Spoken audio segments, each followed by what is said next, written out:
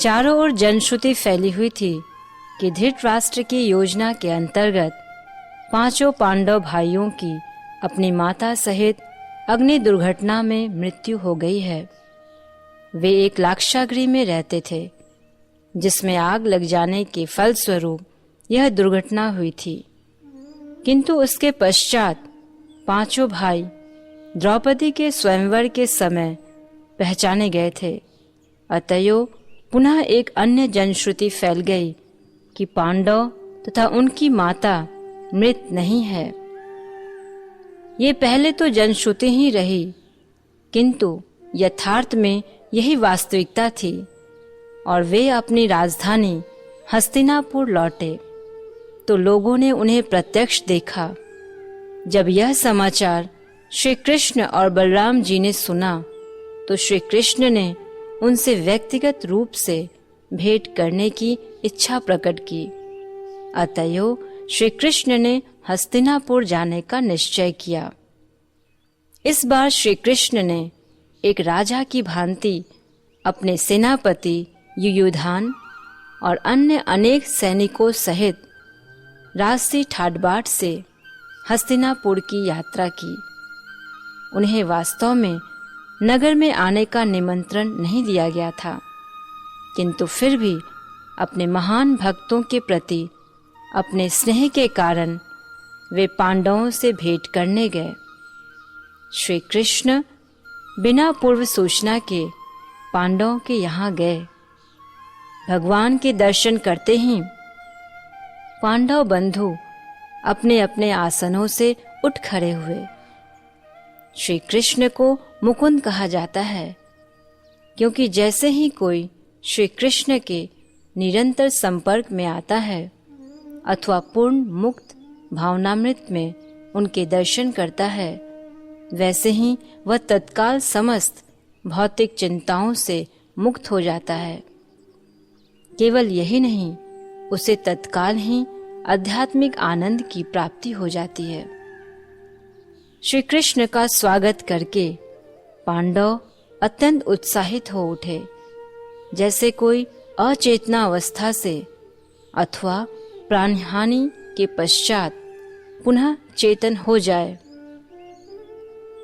जब कोई अचेतन रहता है तब उसकी इंद्रियां तथा शरीर के विभिन्न अंग क्रियाशील नहीं होते हैं, किंतु जैसे ही उसे पुनः चेतना प्राप्त होती है तत्काल ही उसकी इंद्रियां क्रियाशील हो उठती है।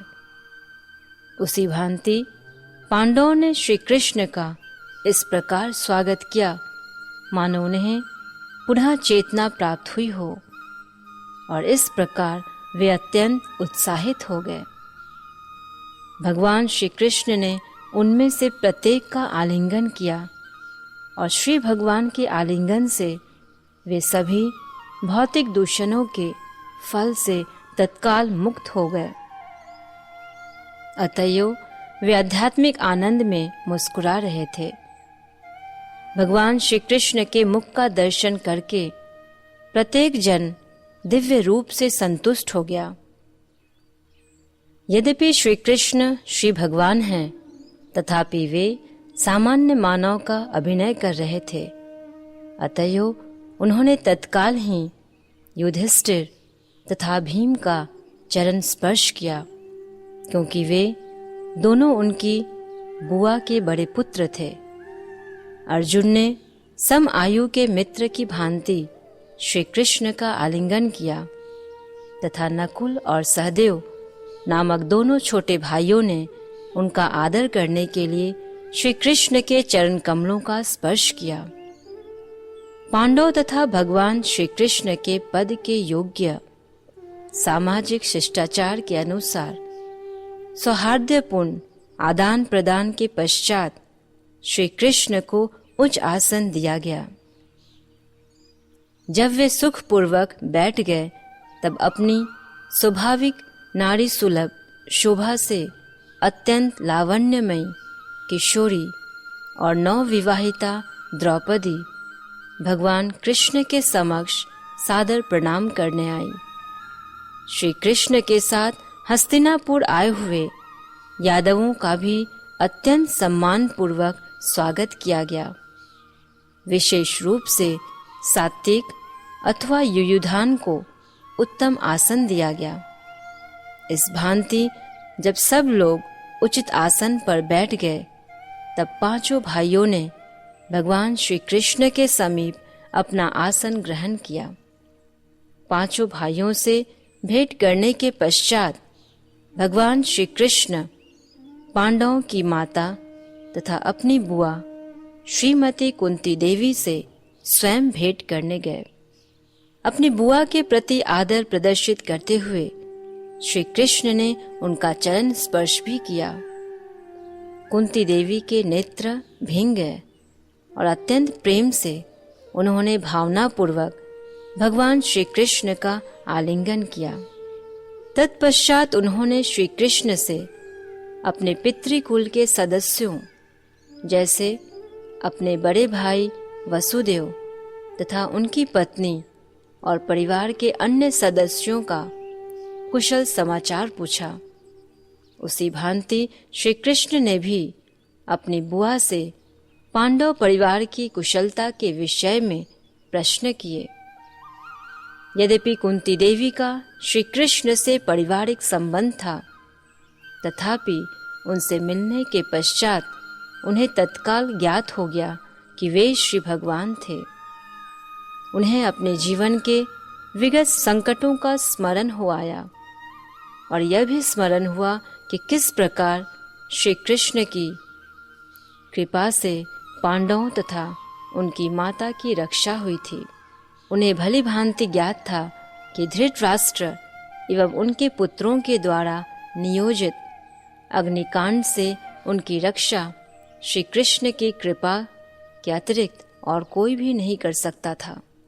उन्होंने अवरुद्ध कंठ से श्री कृष्ण के समक्ष अपने जीवन का विगत इतिहास कहना प्रारंभ किया।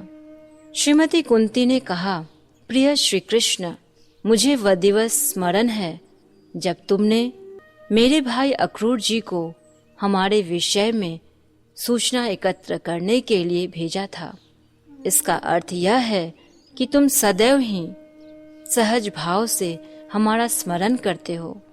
जब तुमने अक्रूर जी को भेजा तब मैं समझ गई कि हमारे संकट में पड़ने की कोई संभावना नहीं है।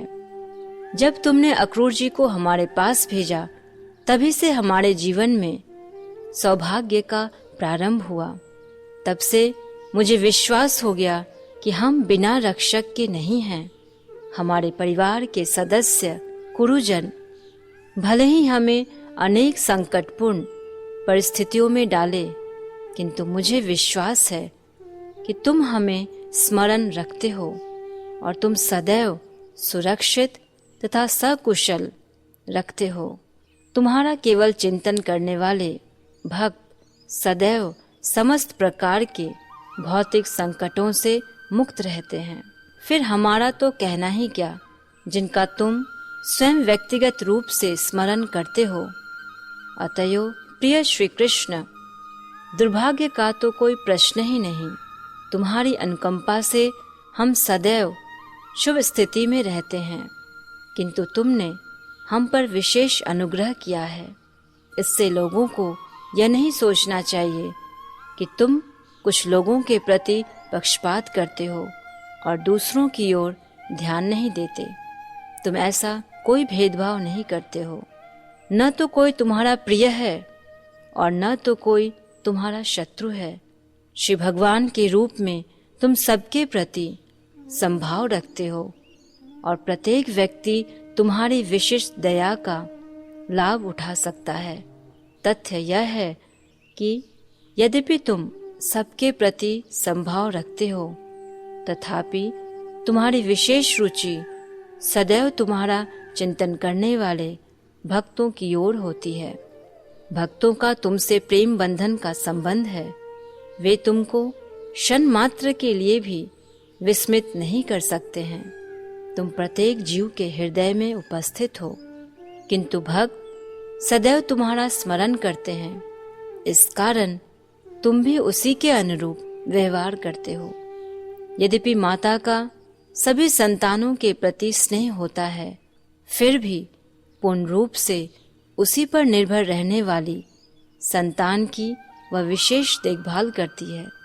प्रिय श्री कृष्ण, मुझे निश्चित रूप से ज्ञात है कि प्रत्येक व्यक्ति के हृदय में निवास करते हुए तुम अपने अनन्य भक्तों के लिए सदैव शुभ परिस्थितियों का निर्माण करते रहते हो। तदुपरांत राजा युधिष्ठिर ने भी श्री भगवान तथा प्राणी मात्र के सार्वभौम सखा रूप श्री कृष्ण की स्तुति की, किंतु श्री कृष्ण पांडवों की विशेष देखभाल कर रहे थे। अतएव राजा युधिष्ठिर ने कहा, प्रिय श्री कृष्ण, हमें ज्ञात नहीं कि पूर्व जन्मों में हमने कौन से पुण्य कर्म किए थे जिसके फल स्वरूप आप हम पर इतने दयालु तथा अनुग्रहपूर्ण हैं। हमें भली भांति ज्ञात है कि आपको प्राप्त करने की कामना से सदैव ध्यान में रत रहने वाले महान योगी भी सरलता से ऐसी कृपा नहीं प्राप्त करते हैं। वे आपकी व्यक्तिगत देखरेख भी नहीं प्राप्त कर सकते हैं। मुझे समझ में नहीं आता है कि आप हम पर इतने कृपालु क्यों हैं। हम योगी नहीं, वरन हम भौतिक दूषणों के प्रति आसक्त हैं। हम राजनीति अर्थात सांसारिक प्रपंचों में रचने पचने वाले गृहस्थ हैं। मुझे ज्ञात नहीं है कि आप हम पर इतने दयालु क्यों हैं। राजा युधिष्ठिर के अनुरोध पर श्री कृष्ण ने वर्षा ऋतु के 4 माह हस्तिनापुर में व्यतीत करना स्वीकार कर लिया। वर्षा ऋतु के 4 मास चातुर्मास से कहे जाते हैं। इस अवधि में सामान्यतया भ्रमणशील उपदेशक और ब्राह्मण जन किसी विशेष स्थान पर रुककर कठोर विधि विधानों के अनुसार जीवन यापन करते हैं। यद्यपि भगवान श्री कृष्ण समस्त विधि विधानों से परे हैं, तथापि पांडवों के प्रति स्नेह के कारण उन्होंने हस्तिनापुर में रहना स्वीकार किया। श्री कृष्ण के हस्तिनापुर में निवास का लाभ उठाते हुए नगर के सभी नागरिकों ने प्रायः श्री कृष्ण के दर्शन का विशेष अधिकार प्राप्त किया।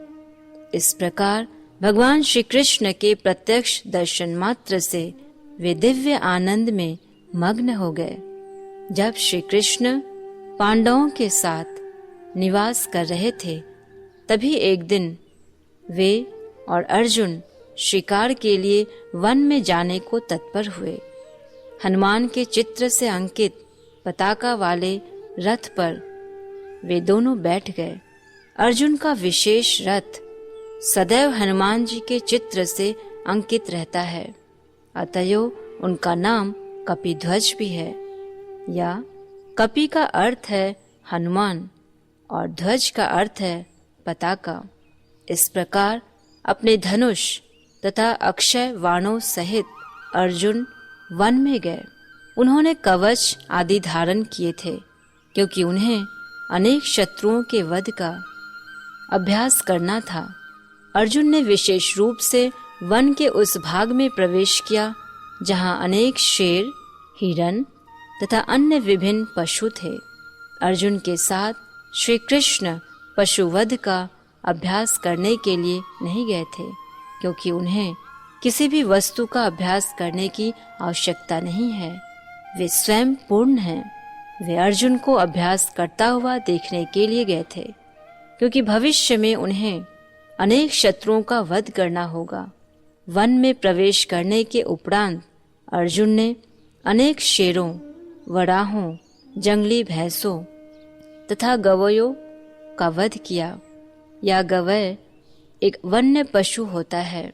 अर्जुन ने अपने वानों से भेद कर अनेक गैंडों, हिरणों, खरगोशों, साहियों तथा उन्हीं के समान अन्य पशुओं का भी वध किया। कुछ मृत पशु जो यज्ञ में बलि दिए जाने के लिए उपयुक्त थे, अनुचरों के द्वारा राजा युधिष्ठिर के समीप भेज दिए गए। दूसरे भयंकर पशु जैसे सिंह, एवं गैंडे का वध वन के उपद्रवों को शांत करने के लिए किया गया। वनों में अनेक साधु तथा संत जन निवास करते हैं, अतएव क्षत्रिय राजाओं का यह कर्तव्य है कि वन को भी निवास के योग्य शांतिपूर्ण स्थिति में रखा जाए।